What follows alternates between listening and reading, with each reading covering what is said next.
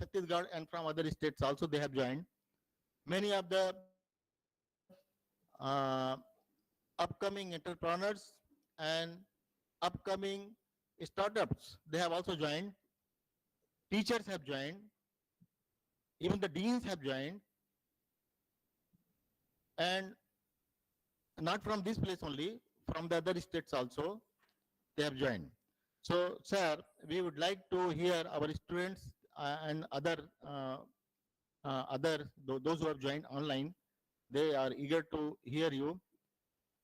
Though the topic is very, our topic of the webinar is very primitive, I should say, but we purposefully we have kept it, and I requested you to talk about the entrepreneurship development, opportunities and challenges. Now, this is the era of the food processing, I should say. And the government of India has focused, even the Niti Aayog has focused and focused a priority on the food processing and establishment of the food processing industries in India, not only to reduce the losses, but at the same time, the government of India envisages to to generate income as well as the employment. So with this, I humbly request you, sir. The time is actually, it is up to you. You can take any time. आप समय जितना चाहे ले लीजिए और बच्चे हमारे बैठे हैं, दूसरे एसएमएस हैं और टीचर्स भी हैं. So this I will again request you, sir.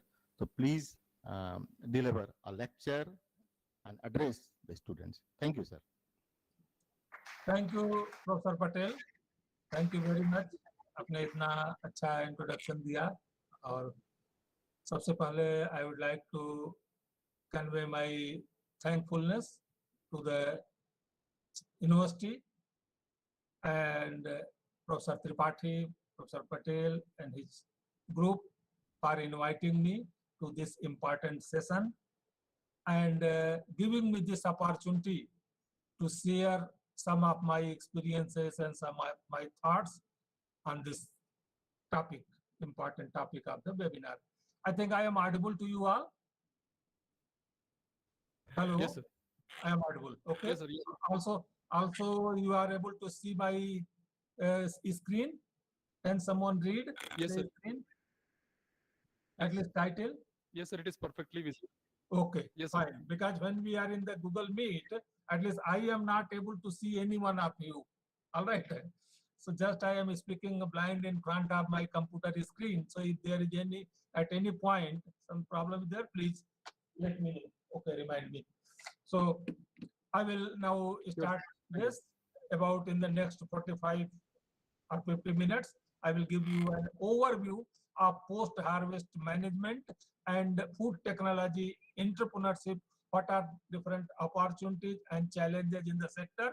And towards the end, I will also little bit touch upon what are the scope of food technology, particularly for the students. Okay, and there will be some food for thought for entrepreneurs and others as well.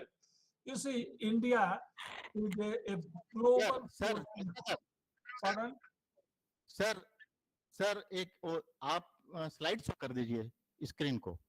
हाँ, screen को slide show तो है, घूमने आप देख नहीं पा रहे हैं. अच्छा, यहाँ तो स्लाइड शो हो रहा है. आप सुनिए ना, ऊपर राइट साइड जो है ना, आप नहीं हम देख रहे हैं स्लाइड हम देख रहे हैं सब कुछ. लेकिन ऊपर जो है सर, ऊपर जो दूसरा दो आ रहे हैं ना, लगातार दो आ रहे हैं. आप ऊपर में जो है ना, जो नेक्स्ट स्लाइड जो आ रहा है वो वाली रो को आप क्रॉस कर दीजिए राइट साइड में जाकर के. अच्छा ओके, आप उसको क्रॉस कर दीजिए सर. नहीं, दो स्लाइड आपको दिख रहा है. हाँ, एक्चुअली क्या होता है, नेक्स्ट स्लाइड भी दिख रहा है. एक ऐसा मोड होता है जो आपने सेलेक्ट कर लिया है, नेक्स्ट स्लाइड भी दिख रहा है हमको. ओके. हाँ, तो हाँ उसको, हाँ बस उसको क्रॉस कीजिए. हाँ, अब जाइए स्लाइड शो में, इसको क्रॉस करके. अभी तो आपको कुछ नहीं दिख रहा होगा, है ना? अभी नहीं दिख रहा है. अब आप आए सर, अब आप आए. हाँ ठीक है, वेट करिए जरा एक सेकंड. आप करवाइए, अब आप करवाएं. आए सर. अब आएगा, आप करवाइए, इसको करवाइए, सर को बोलिए। Sure.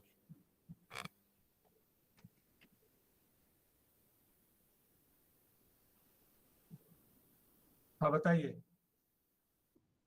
अभी Still दोनों दो अभी स्लाइड दोनों दिख रहे हैं सर अभी। अभी दोनों दिख रहा है। एक बार मैं अनशेयर करके तब फिर देखता हूँ। जरा सर ये wait पीपीटी से है सर, प्रेजेंटेशन के उसमें है। कीजिए। हाँ ऑप्शन होगा प्रेजेंटेशन, ऑप्शन होगा। जस्ट एक सेकंड हमको टाइम दीजिए। Stop presenting, I will reshare it again.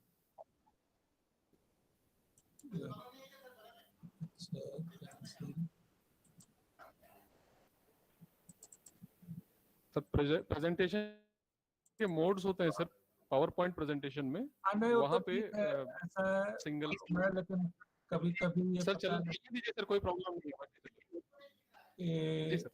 Sometime it gives this problem. नहीं तो गूगल में तो हम लोग इतना करते रहते हैं। ओके सर कोई इशू नहीं है सर, आगे बढ़ सकते हैं सर। Let me try. दिख रहा है बढ़िया, स्लाइड स्टॉप कर दीजिए कुछ।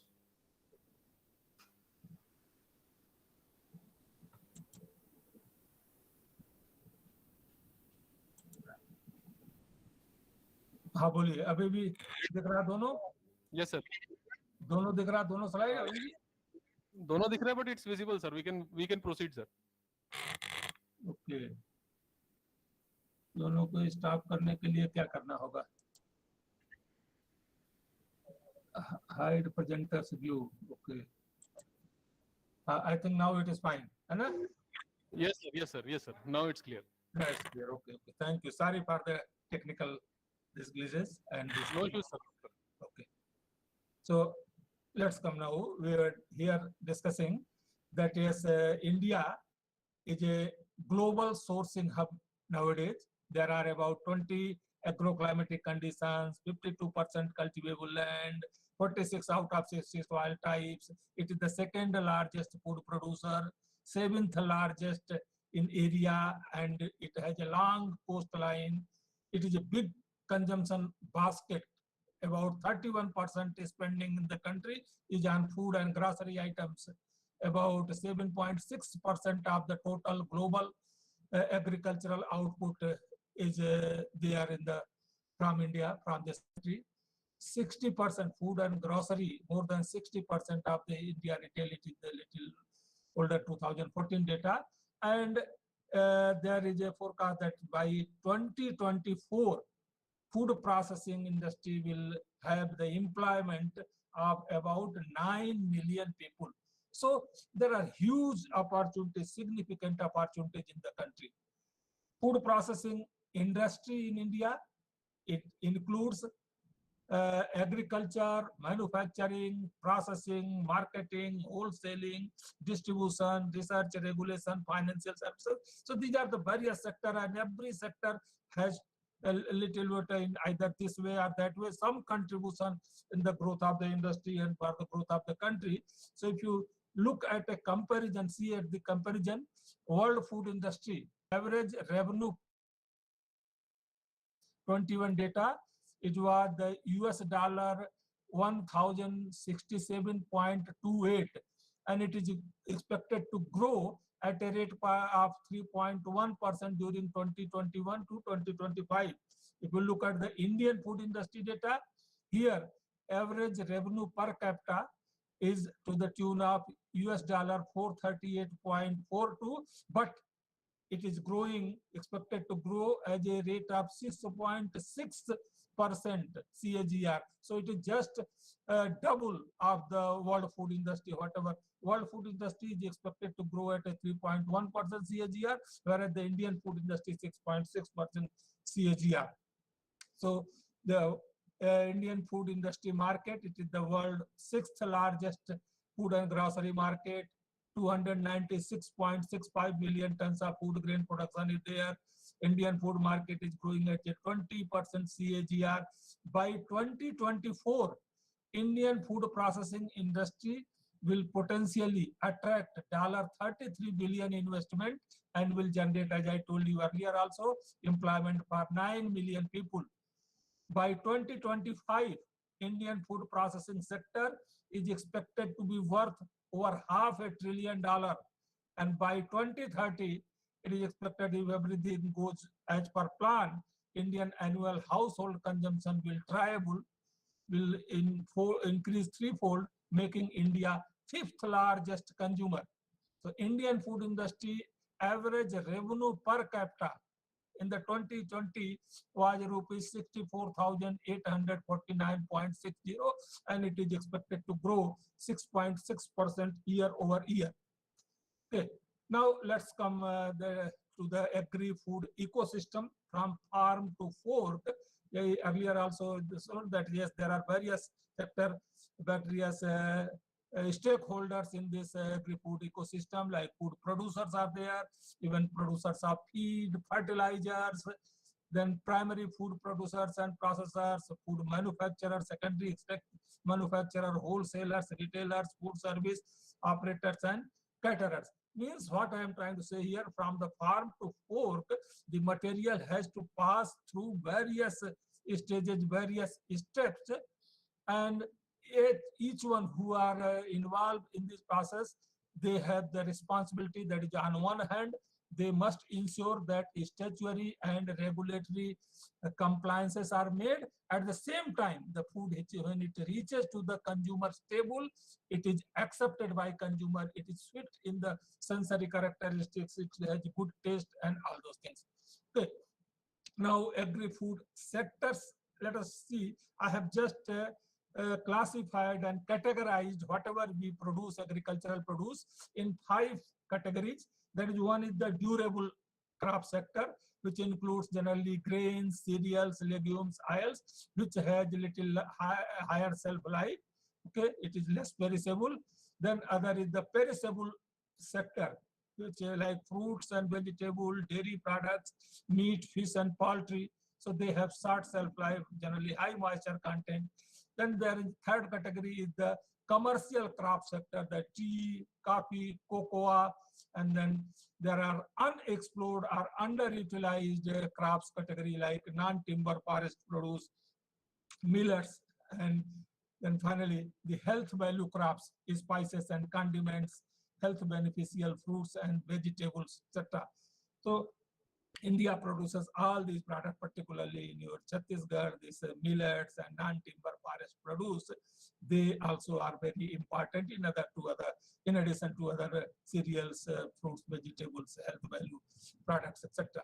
So in each sector, if you see, just to refresh your memory, that is in the grain sector, that is their production data is every year you see 2015 to 2018 data is given here. The production is increasing, but losses are also equally high, 12 to 16% million metric tons each year, and which accounted value of the total loss from the durable sector is to the tune of rupees 50,000 crore per year. You see the fruits and vegetables again here. It is fruit perishable foods production as well as losses data is given, and in the tea sector, commercial crop sector also production and losses data is given here in this, and this data is available easily, so I will not spend much time on this data. Only thing what I want to say that yes, we are producing, but at the same time equally we are losing the huge amount of produce every year, and which is causing great or heavy loss to our exchequer. So a country like India cannot afford or continue to afford for a long time such a luxury of huge wastage of the agricultural produce. So something has to be done there. These are the real. So the data you see. So accordingly, in each and every sector, these are certain challenges. Like in the durable sector, where this has comparatively longer shelf life, but when you store it, infestation by insects, pests, rodents, even lack of storage infrastructure, good silos, etc.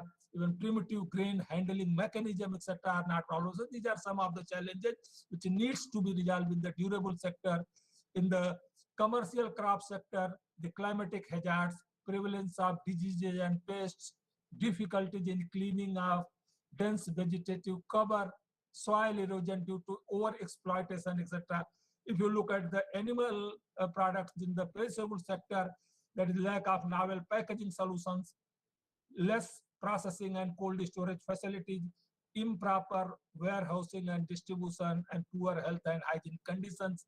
In the fruits and vegetable sectors, again, short shelf life and deterioration of nutritional and sensory quality during handling, storage, and processing, lack of modern harvesting practices and cold storage infrastructure, inappropriate post-harvest management, underutilized sector.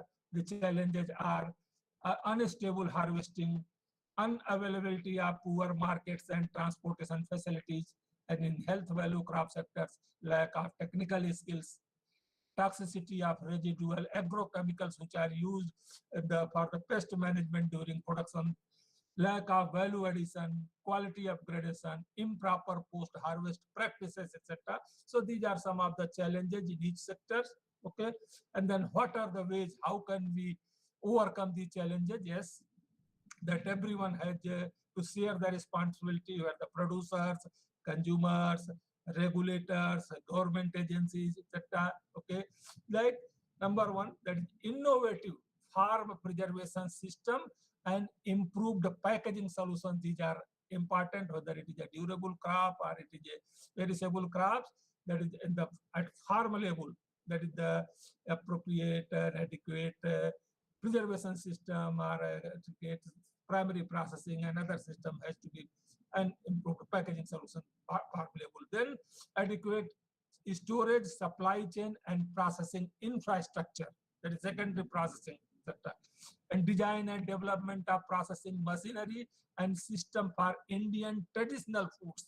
That is our indigenous manufacture of machinery for processing and value addition and converting them into a value-added product and the traditional food products. Okay, processing of consumer-driven, high-value, ready-to-eat, ready-to-cook, ready-to-drink, fortified health foods and beverages, and design of products and processes with safety, quality, and affordability perspective. We should take up development of food testing laboratory and equipment, instruments, etc. And finally, one should go for more and more skill development, entrepreneurship promotion in agriculture and food sector, and startup promotion. So these are the various ways by which that these challenges can be overcome, most of them. So now there is one major challenge, as I told you earlier, has been reducing the supply chain losses.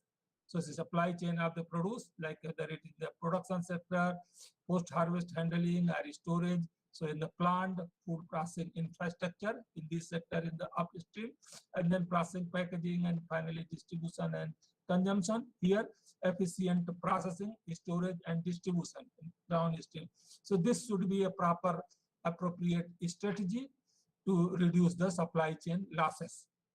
So now I will take up some important issues. This that how the alternative emerging technologies for food processing, that is the technologies which are also considered green technologies and which use in many times less energy and result into the increased value or increased nutrients, etc., sensory characteristics. So what I am trying to say that more and more these novel technologies, their applications should be encouraged in the processing of the food. So these are like biopreservation, electromagnetic wave heating, electric magnetic fields, or non-thermal technologies, etc. So little elaboration of these processes like biopreservation.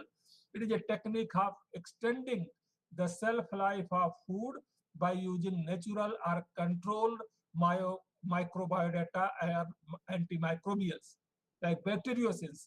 These are the peptides or proteins with antimicrobial activity, like non-toxic, non-immunogenic, thermoresistance characteristics, and broad bacterial activity they have. Most widely used and the FDA approved bacteriocin is that is the niacin, which is produced by lactic acid bacteria. So this is used in many food, and this is a naturally grown antimicrobial. So this has also the health promoting value and all those things. It is used in vegetable products, dairy and meat industries, and so on. Then organic acids like acid, when we use like citric acid, malic acid, lactic acid, acetic acid, etc., then they penetrate into the pathogenic cell and affect DNA replication, protein synthesis, which ultimately leads to the death of the cell and food gets preserved. So biological productions of organic acids by a microbial fermentation, which is a general that is in situ fermentation. This is also environmental friendly and sustainable technology.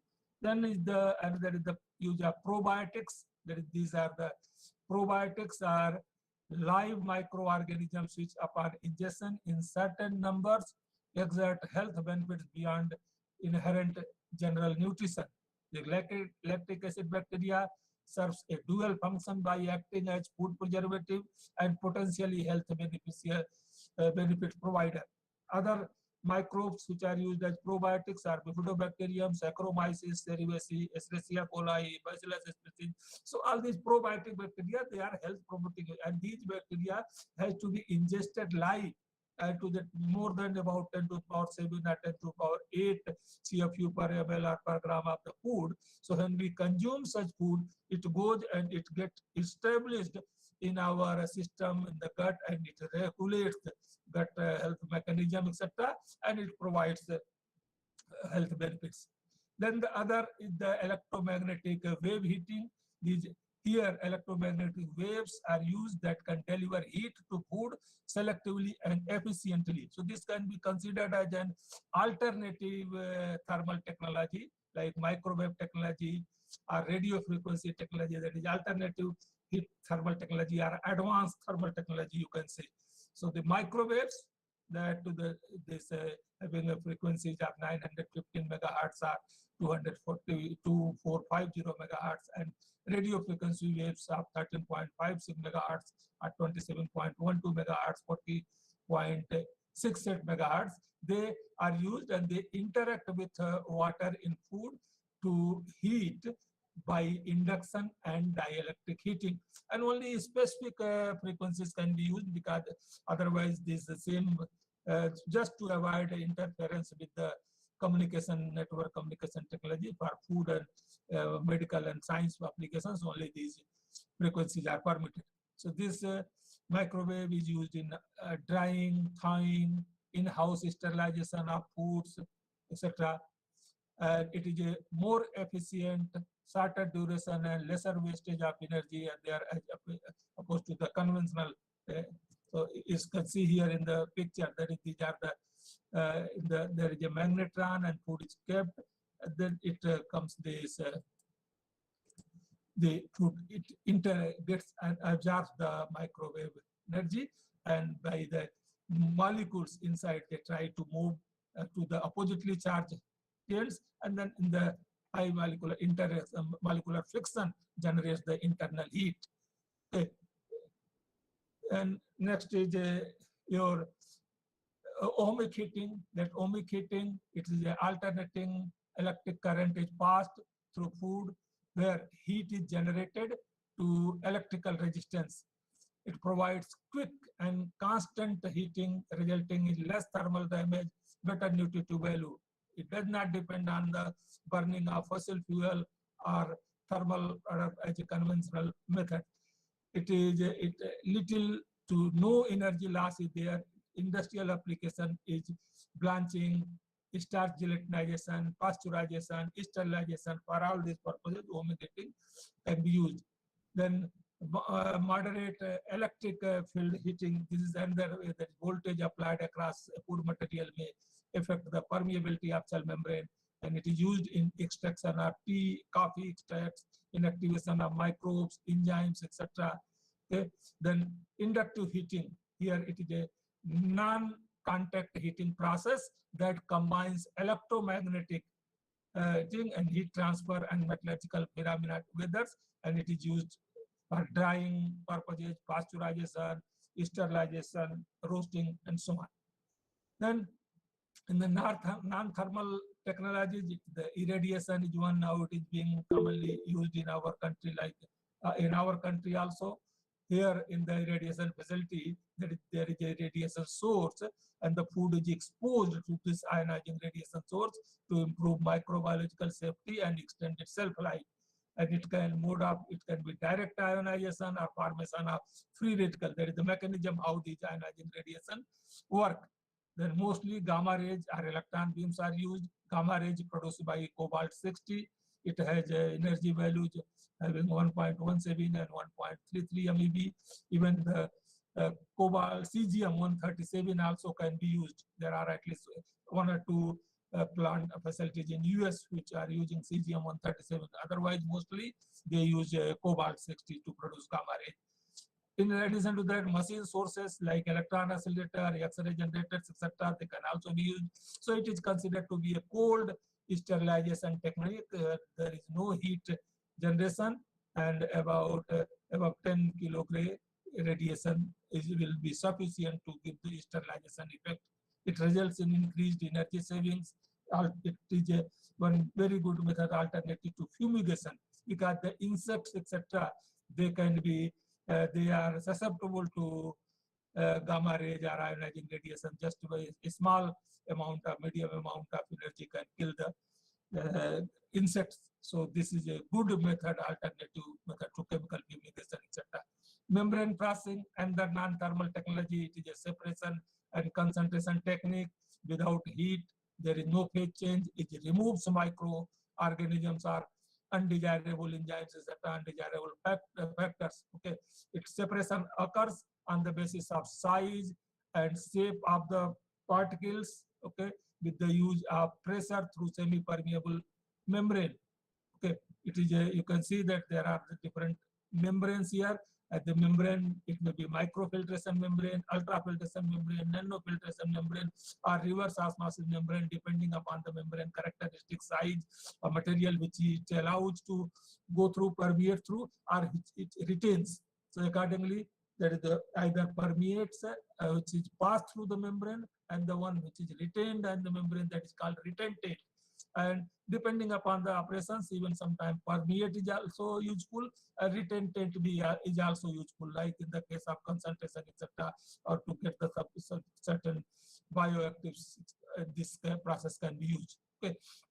So it is considered a green technology, economical in terms of energy consumption, quality of products are very good, minimizes loss and nutritional value.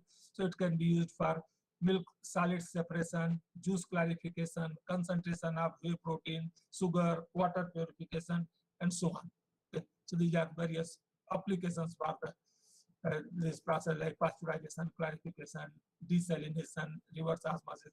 Similarly, there is another supercritical fluid extraction. This is another emerging technology where the supercritical carbon dioxide gas, or sometimes in association with the co-solvents like ethanol, etc., is used to extract the valuable component, like by the industry. Even in our country also, there is the eugenol, which is available in the clove. So supercritical carbon dioxide is used to extract eugenol from the clove, and this eugenol, which is essential oil, that it is used an ingredient in the pharmaceutical industry for making medicine, etc. So whatever market, in majority of this which we get in the market in the clove, whole clove, the oil, essential oil from that is extracted by, even in the coffee, from the coffee or some tea, decaffeination, removal of caffeine to allow the people take the taste of coffee, but at the same time avoid the effects of high consumption of caffeine, etc. So that is the supercritical. Okay, it is a process of separating one component from another using supercritical carbon dioxide or supercritical fluid. Okay, and it is a safe, inexpensive, eco-friendly, and non-toxic material. So here is actually the extractor where the material is kept, and the pressure and temperature is maintained suitable depending upon the material, and the carbon dioxide gas is what here. This once it is extracted, then decompressed. It is decompressed, and by selective decompressor, the material it is collected. Then ozonation is another powerful oxidant. Ozone is a powerful oxidant. Okay, it is effective against various microbes. Ozone also auto decomposes to oxygen molecule, leaving no residue. So it is a greener food additive used for disinfection of the food processing equipment, sanitization, water treatment, odor removal, etc. Again, it is a recommended. It has also a good potential for that disinfection and in the cleaning and ozone disinfection. That is the chemicals, etc., can be replaced by ozone, and it gives a good effort. In fact, in the household RO system which we are having, the reverse osmosis membrane and ozone chamber is there. And pulse electric field processing, it applies salt pulses or electricity for microbial inactivation. It generates electric field with help of short high voltage pulses between two electrodes. The product is placed, as you can see here, between the electrodes, and it experiences a force per unit charge which captures or which ruptures the bacterial cell membrane. Okay. And the PEF causes permeation, that it creates a porousance, electroporousance, either enlarges the existing pores or new pores are created. And you can see here, and this it causes the oozing of the material cell from outside inside. It disturbs the cell homeostasis, and the cell ultimately lies.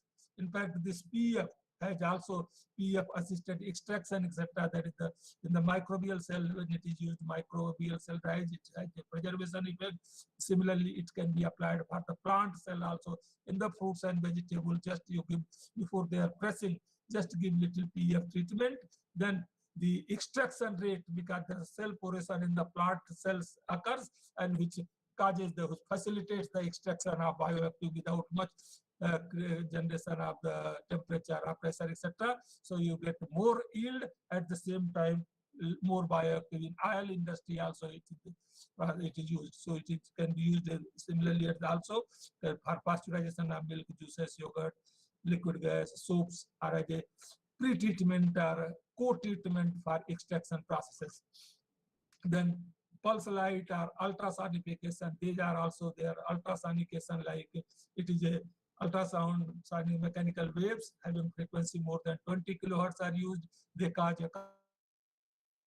it results in heat, shear force, and free radicals, and it can be applied for crystallization, freezing, degassing, extraction, drying, filtration, and so on. Pulse light processing, it is a result into decontamination of food by applying highly concentrated energy as broad spectrum burst. 1 to 20 flashes per seconds are applied, and it has photochemical and photothermal effect on the microbes and enzymes. Okay. This is another the cooled plasma technology. In fact, in my department, my friend he is working on the cooled plasma, and it is a new and emerging non-thermal technology for improvement of the food safety. Recently, it has emerged as a powerful tool for mild surface decontamination of foods and packaging material. Several institutions in the country, but it is still at a R&D stage. Okay, and plasma is actually the fourth state of matter. Okay. Now, these were the novel processing. That is, I have so far told that what are the strategy to reduce the supply chain losses, then novel processing technique. Then another very important aspect to ensure the food security and to improve the availability, as well as to reduce the carbon footprint, that is environmental pollution, etc., is the zero waste management, zero discharge waste management, or you can say near zero waste processing. So a mechanism has to be placed, like you see food processing waste, that it can be segregated into the liquid waste and solid waste. Liquid waste, it can be subjected to anaerobic treatment, membrane filtration, etc. And then whatever bioactives you are getting or other components ozonized and reused in the food processing, and the residue can be used for compost. The solid waste, even from the food processing industry, fruits and vegetable processing industry, like in the fruits and vegetable, you can see that most of the fruits and vegetables which are used for making juices, concentrates, etc., almost 50% of that, on an average, 50 to 60% goes waste. And these, the waste of the fruits and vegetable processing industry ketchup making industries, juice making industry, they have that in the waste. They have very good quality natural colors, natural antioxidant, other bioactives, etc. So they can be these organic waste. This can be given suitable enzyme treatment, supercritical oxide, microwave extraction, etc. And this bioactives compound can be taken, and this can be used in pharmaceutical industry as an ingredient in health food manufacturing industry, and the residue can be used as a compost. The solid waste, which is non-biodegradable waste, this can be recycled or reused in building for making building materials. But so there are various ways, but yes, that proper collection mechanism and its utilization mechanism depending upon this. Here I have given you just an example of rice crop. You see, total crop utilization for the rice, starting whether it is the straw, whether it is a kernel, leaves, stem, brown rice, husk, etc. All these things can be, there are various processes which is analyzed in this slide. This can be used for making like straw can be used for making both leaves and stem, for fuel, feed, sugars, paper, composite boards, etc. Even the brown rice can be food, feed, inositol production, long fatty chain fatty acid production, original, phytosterol, local, hemostatic, even other food and feed uses, various compounds. So if the rice is one commodity, so if a proper mechanism is in place, so whatever problems we have, parali burling and all those things, that can be to eliminated to a large extent. But only thing, yes, that proper mechanism has to be placed. Then this food waste to energy recovery, again, that is the whatever in the kitchen waste, etc. is there. It can be for biofuel, put in the digester, and it's a biogas or methane carbon dioxide can be produced, and residual is the biomass and the water. So that is, these are the areas for the zero waste or near zero waste management. Okay. Then another aspect we have also worked on this, that is the targeted nutrition intervention. That there is a scope like to improve the nutritional security in the people, to provide them high value, particularly the micronutrients containing in the food. So there are normally three methods. One is the biofortification, food fortification, and supplementation. In case of biofortification, that is normally it is taken as a crop production or plant breeders or agronomic, it is the field level, and it may result increasing the bioavailable concentration of micronutrient through genetic selection or agronomic intervention. So it may be a good approach, but it is a long-term effort. Food fortification, which is done at processing level, it is intentionally, in this case, micronutrients are added to food to improve its nutritional quality. And supplementation, again, the concentrated solution for micronutrient to offer nutritional enhancement to an individual's diet, and it can be done at the household level as well. So it shows that yes, food fortification is the most efficient and cost-effective nutrition intervention method. And the fortification of food can be done, it is a process whereby nutrients are added to food in relatively small quantities, particularly the micronutrients are added to maintain or improve the quality of the diet of a group or community or a population. It may be food to food fortification, where that is various like leaves of moringa oleifera processed into an innovative drink named Jija, or cowpea leaves are used to fortify other cereals, porridge, etc.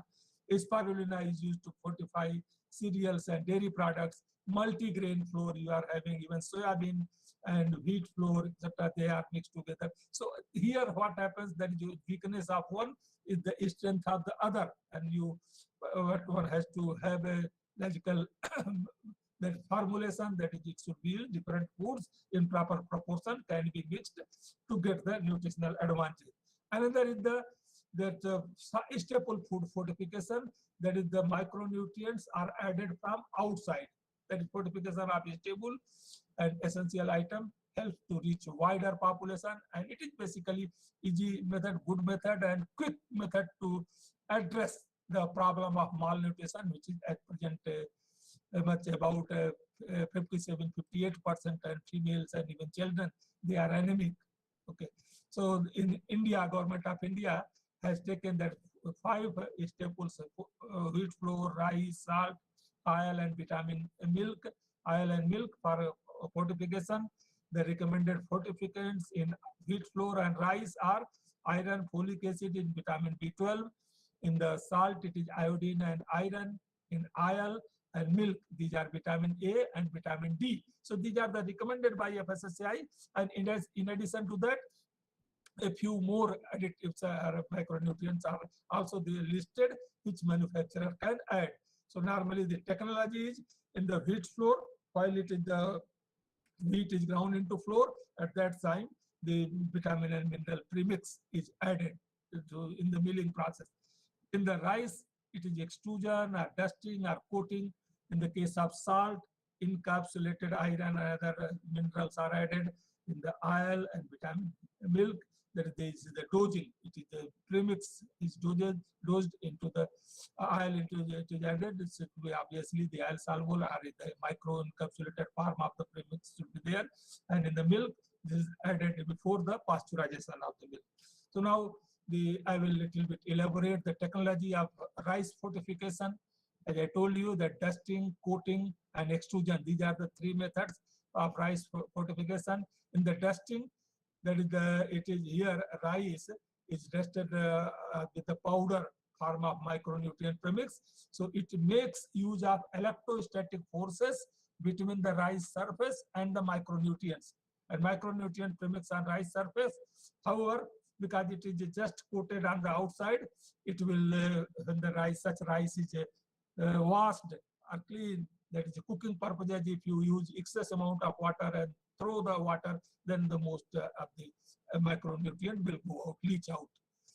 Coating, again, it is a spraying of rice with fortification mix followed by water resistance edible coatings. And it has the same disadvantage that of the dusting method. Then the another method is the extrusion, where cold, warm, or hot extrusion can be applied to produce reconstituted rice kernels, sometimes also called rice analogs or simply extruded rice kernels. And extrusion is the most promising technology for the rice fortification because of the stability of the micronutrients. So what is done in this? It is the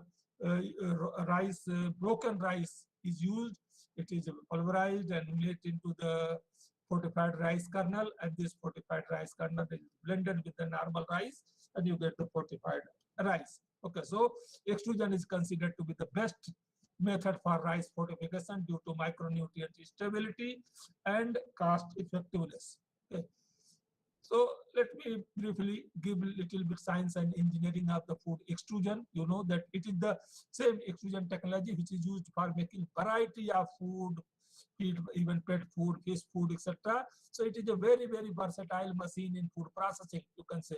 So it is basically extrusion is a thermomechanical process in which heat transfer, mass transfer, pressure change, shear are combined to produce effects such as mixing, cooking, melting, forming in a single machine. It is here. This is extruder. It has different sections like feeding zone, then transition zone, metering zone. So the material through this hopper, through appropriate mechanism, it is fed. Then here it got various operations and material is conveyed, mixed, and what happens till it comes, by the time it comes to the die end, the material which was normally flour, rice flour in this case we are talking about, or any such other flour, it becomes a thermoplastic melt. And this, when it is pressed out of the extruder through the die, specific die, material takes the shape of the die. So that it is used for making many ready-to-eat expanded product, ready-to-cook compact product, texturized protein, confectionery product, pet foods, and so on. Even now, vegetable meat, etc., are being used. Even various ready-to-eat snacks, etc. There is variety of food in different, and all these things can be done by manipulating the material characteristics like composition, moisture content, particle size, or composition, or extrusion process parameters like barrel temperature, die head temperature, extrusion extrusion speed, and then you get a desired output. That is the desired whether you want expanded product or you want to compact product, etc. In this table, just I have seen that what happens in the rice, the combination of extrusion process parameter, which I told you. Then there is how the rice transformation takes place. Okay, there is the rice starch granules, normal starch granules are there.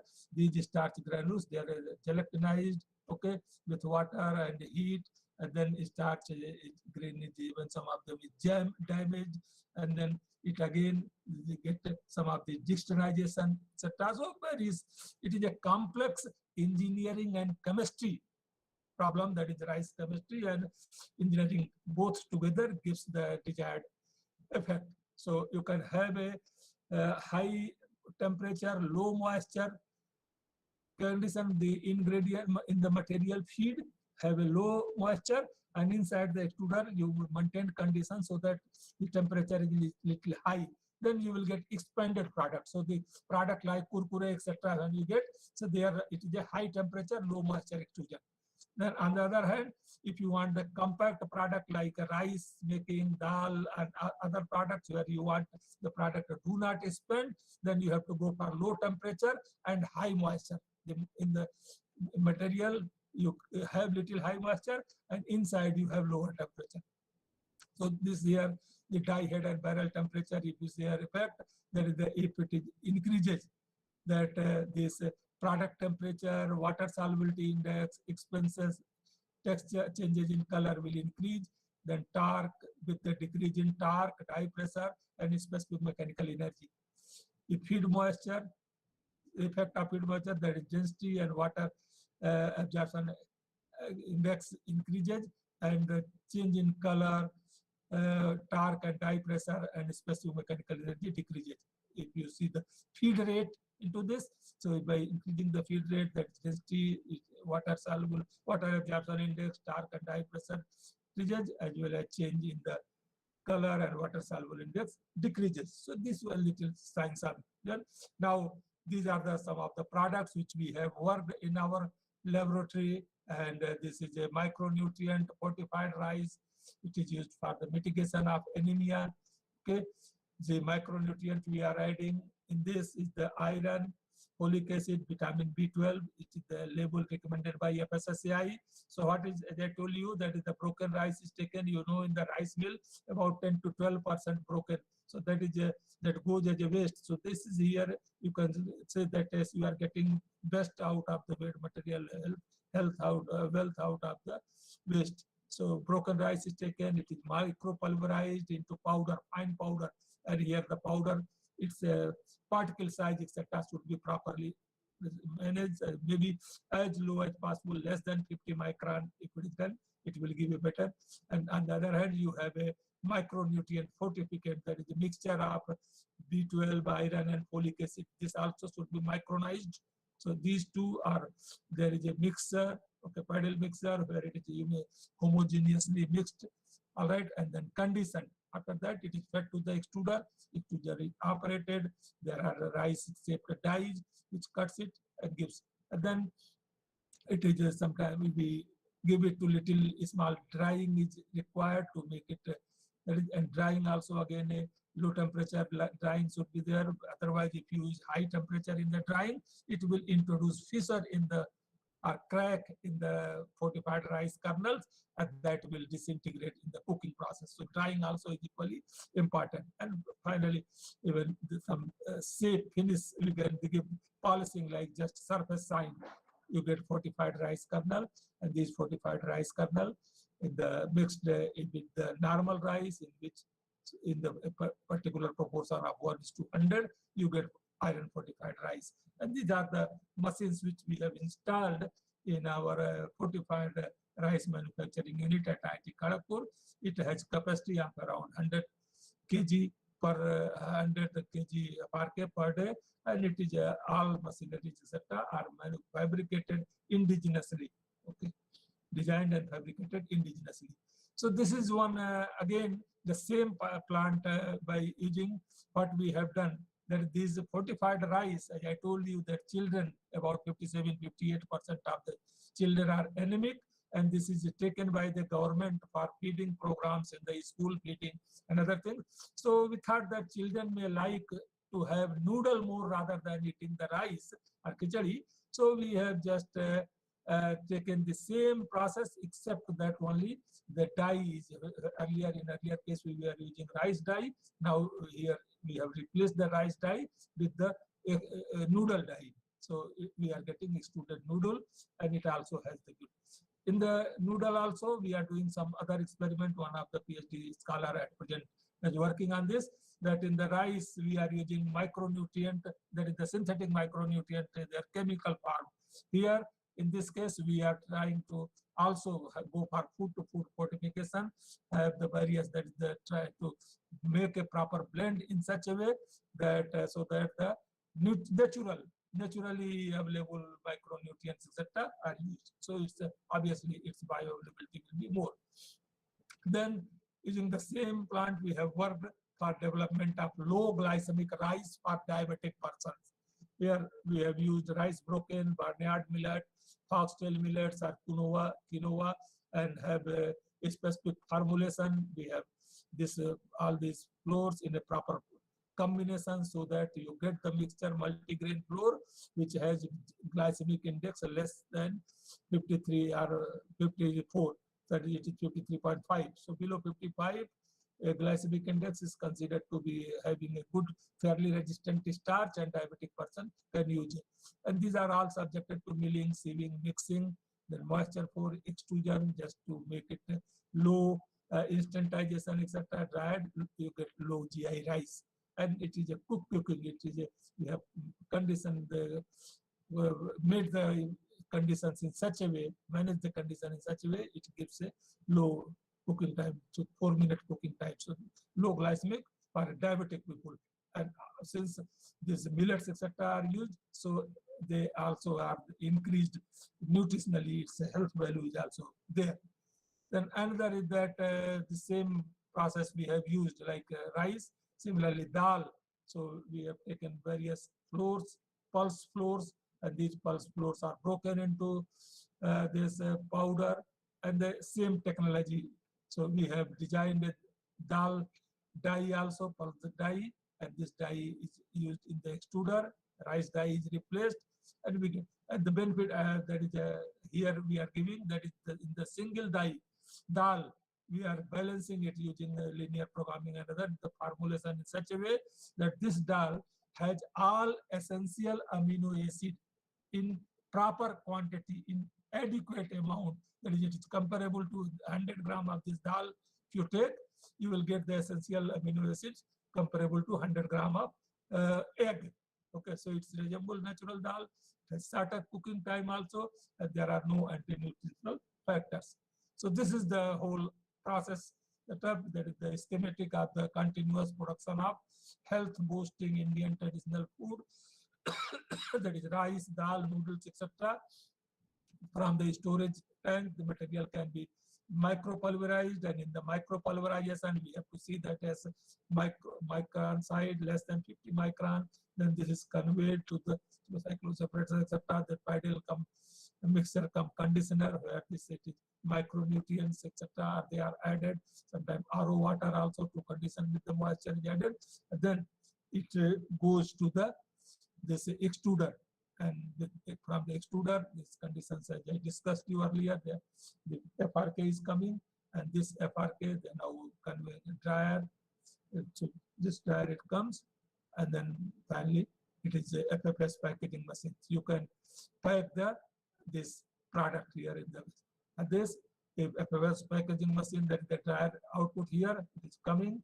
Then it can also that all these 4 products like FRK, low glycemic rice, fortified rice noodle, Nutri-Dal, from the same, that is the plant, you can use these different products just by changing the dye and operating parameters. So that is a setup for continuous production, and we also have the developed the design of all these machinery up the pilot scale or even up scale is available with us. So if any industry is interested, we can discuss and we can provide this technology, and they can take up, and provided they have a good fabricators. In fact, what is happening in India at present, that most of there are a parking manufacturer, but they are bringing the machines from China and other countries, and although they are low, cheap quality machines, and there are certain problems. Many of them are not working. Many of them they do not provide post sale, after sale service, and all those. So there are some indigenous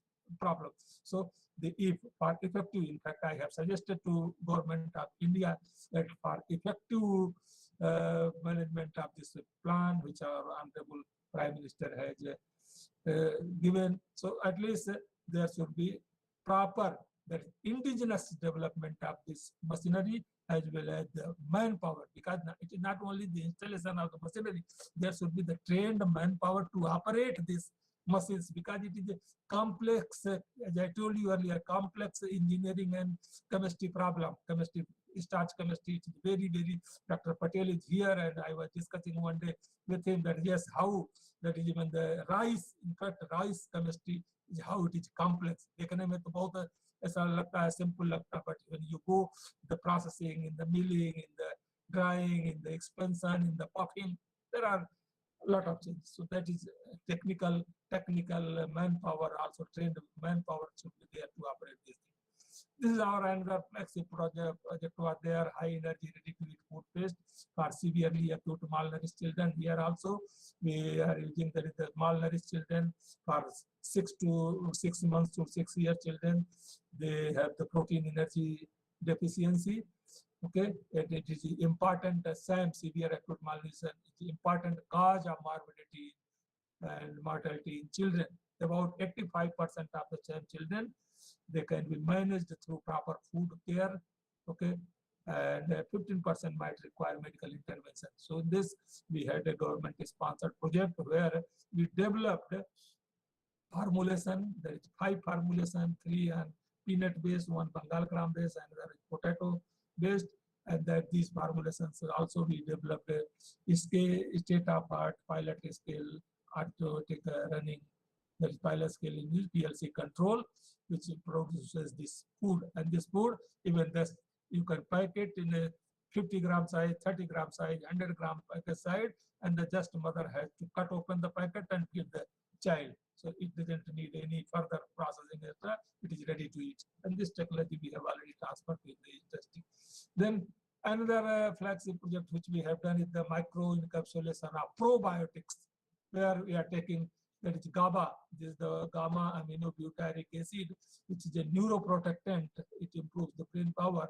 And then lactic acid bacteria, probiotic bacteria, they are taken. So these are, we have used some wall material.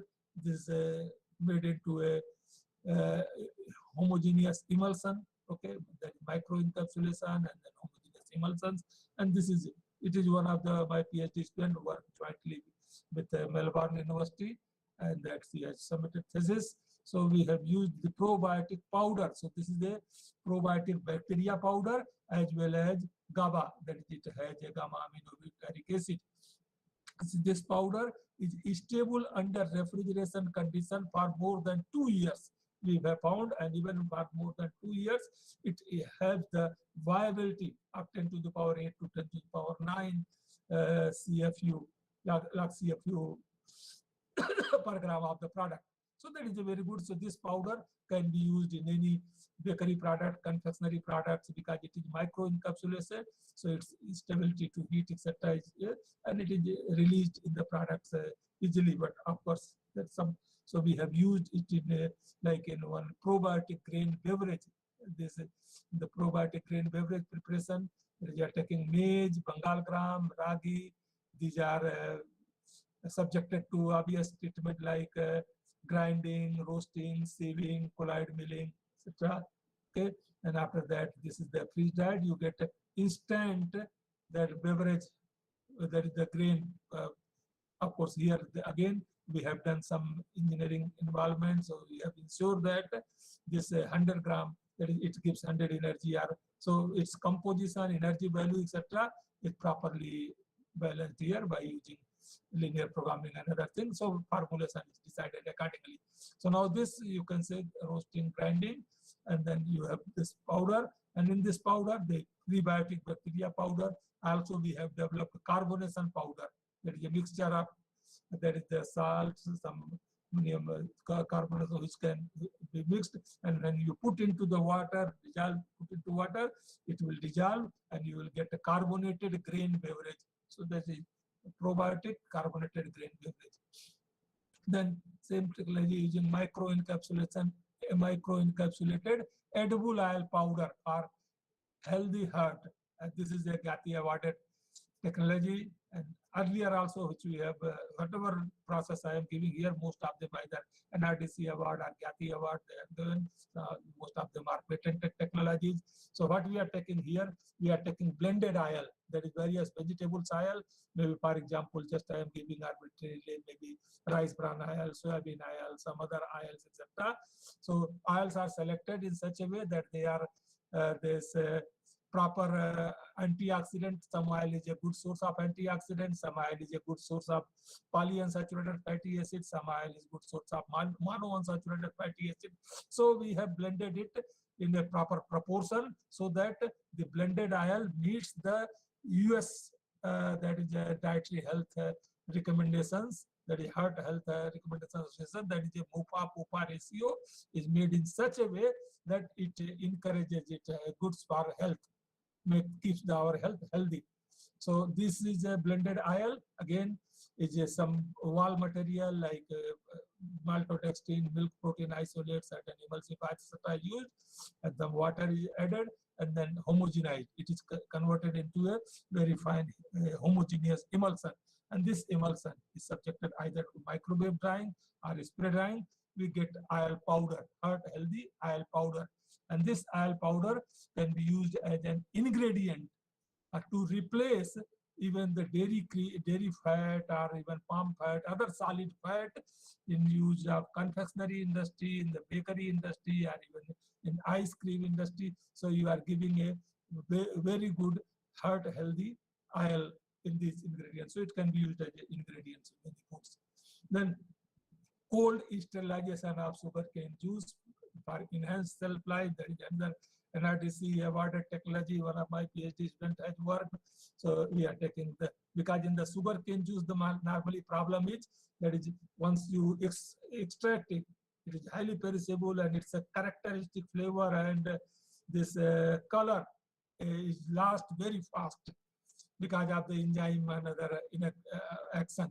Okay, so there are, if you heat it, its shelf life will be increased, but its natural color, natural flavor also it will be destroyed. In fact, after thermal processing, it will just look like you are having a sugar solution. So we have used a non-thermal technologies where microfiltration and ultrafiltration is used, that cussing of sugarcane juice.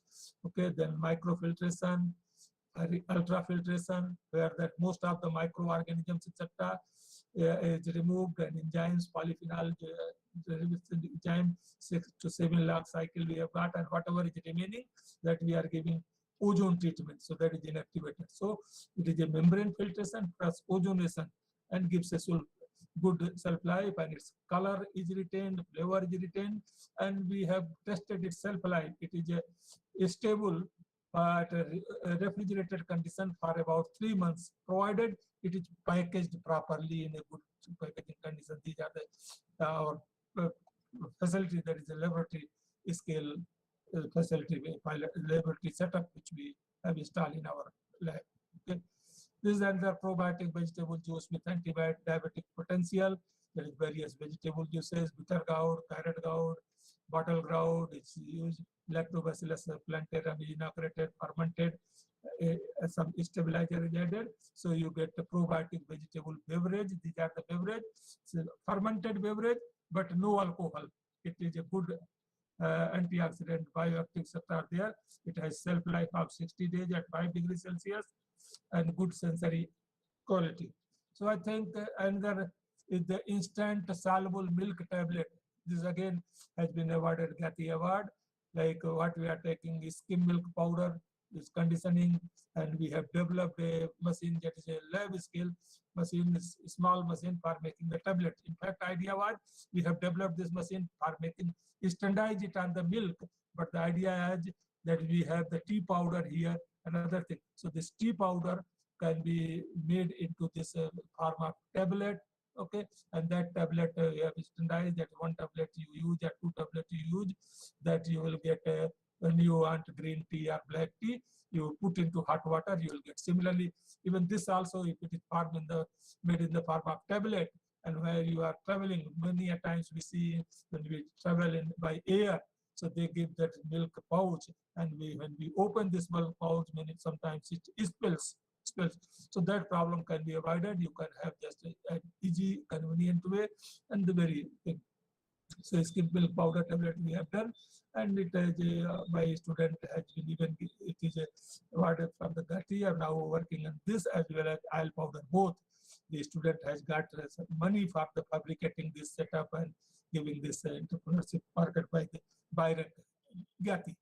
This is one, and once this is done, we will also test it in the tea powder. So we will have a natural antioxidant tablet or a tea tablet, green tea tablet, black tea tablet.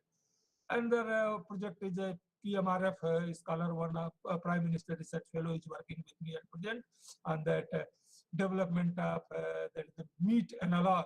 But we are taking mushroom mycelium. It was also Ministry of Food Processing Industry sponsored project. So this mushroom mycelium, we are working. Still, the work is going on in this. So it is vitamin D, vitamin B enriched, and then sterilize the extrusion condition to have it into a mycelium. Mycelium is converted into a meat structure because it gives a good fibrous structure. So there is a zero allergens, healthy and tasty, zero fat, high protein, even vitamin D2 enriched, and there are no religious or ethical issues in this, even though it can be used by any person. This is a one who are a vegetarian, a non-vegetarian person also. There is are even vegetarian person, vegetarian people, they want to enjoy the taste of the meat. They can use it. In fact, in that artificial synthetic flavor of the natural meat, etc., that can also be added. So these were the technology aspect. I think I will now switch over to the startup. So is it fine? Okay. I was a little fast. I hope it is edible. I am. Can anyone confirm?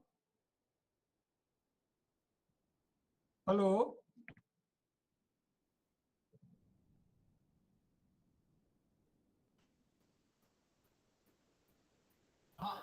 Will anyone confirm? Hello. Hello हाँ sir continue कीजिए ना please I'm fine. Continue. Okay. Just I was testing whether. हाँ नहीं okay please continue okay All right. Okay. So now I will focus on the startup. So let's see what a startup needs. Number one, there is some capital, some sector knowledge. You have to the customer know who will be your customer, what do they want. Then the location you decide, it should be obviously a prime location near to city, etc. Then legislatory and regulatory requirement, and more importantly, you should have infrastructure resources. So these are some of the important things which are required to have a startup. Any startup person who want to create a startup, they should have these things. Then what are the steps towards going for a startup? So first thing is that identify a problem. That is, what is the problem? Then study the sectors and the